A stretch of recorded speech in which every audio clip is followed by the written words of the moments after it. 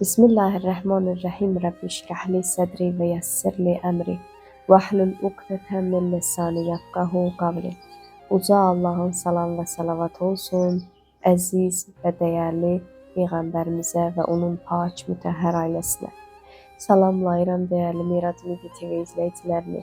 Əziz izləyicilər, bu möhtəşəm, möhtərəm, eyni zamanda əzəmətli Fitr bayramı münasibəti ilə əvvəl əsrimizin sahibi İmam Zaman ağaya və sonra bütün dünya müsəlmanlarına səmimi qəlbdən təbrik deyirəm. Allah Teala bu ayda etdiyiniz ibadətləri, tutduğunuz oruçları öz dərgahında ali dərəcədə qəbul eləsin inşallah.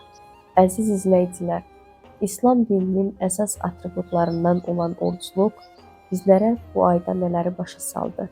İslamın əsasən şüarlarından biri orucluq imiş.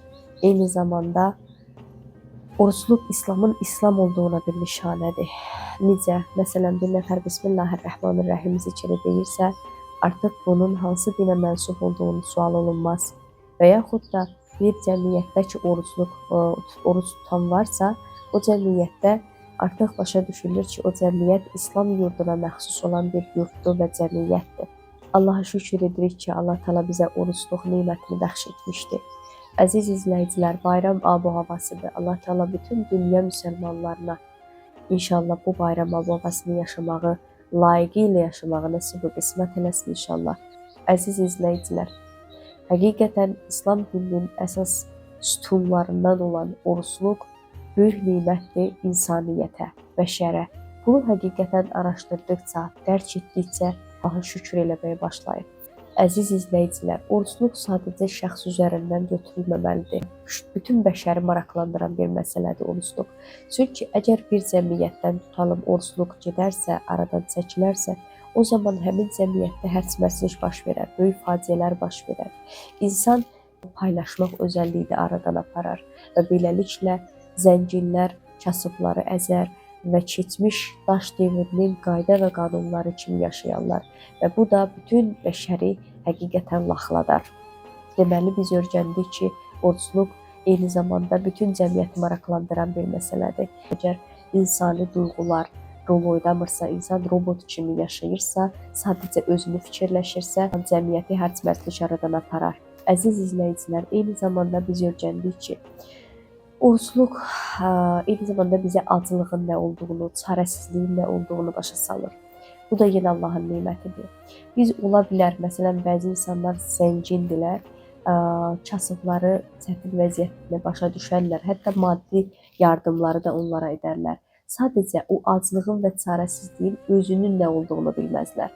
Və beləliklə, onların halından agah olandan sonra artıq izləyicilər öz malından başlayırsan, onlara ehsan etmək, o nəfsin sirkin zindanlarından azad olursan və azad kimi yaşayırsan.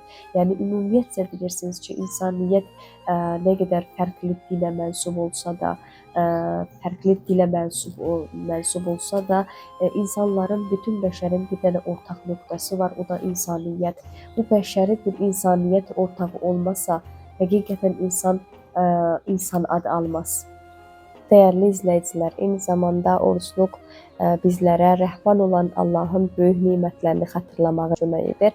Misal üçün, əməliyyatdan yeni çıxmış bir insan yeməyin nə olduğunu bilir və bununla başlayır Allaha şükür eləməyə. Başqalarının mənasızca baxdığı bu məsələ artıq bu insan üçün önəm daşıyır. İnsan nimətin nə dərəcədə onun üçün əhəmiyyət kəsb etdiyini başa düşdükcə artıq başlayır onda şükür fabrikası çalışmağa. Əziz izləyicilər, biz nemətləri xatırladıqca, onları layiqli şəkildə başa düşdükcə, Həzrəti Peyğəmbərin bu hədisi yada düşür ki, Həzrəti Peyğəmbər buyurmuşdur, hər kəs Ramazan ayının nə olduğunu dərk eləsə, ilin bütün aylarında Ramazan olmasını istəyər. İnşallah Allah Teala bizlərin ömrümüzün sonuncu Fitr bayramı qərar verməsin inşallah. Allahın izni ilə Allah Teala bizlərə əsrimizin sahibi ilə İmam Zaman əleyhissalamla yaşamağı, birlikdə onunla bir Fitr bayramını qeyd etməyi nəsib və qismət eləsin inşallah.